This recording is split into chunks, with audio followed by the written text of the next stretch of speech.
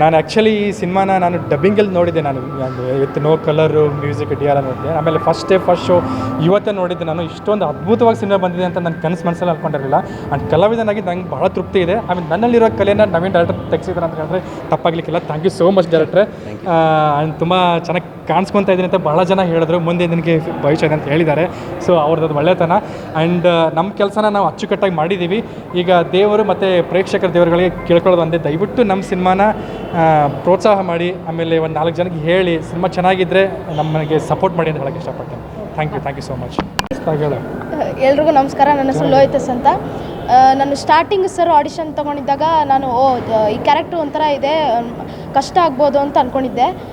ಆದರೆ ಸರ್ ಸಪೋರ್ಟಿಂದ, ಎಲ್ಲರೂ ಸಪೋರ್ಟಿಂದ ನೀಟಾಗಿ ಮಾಡೋಕ್ಕಾಯಿತು.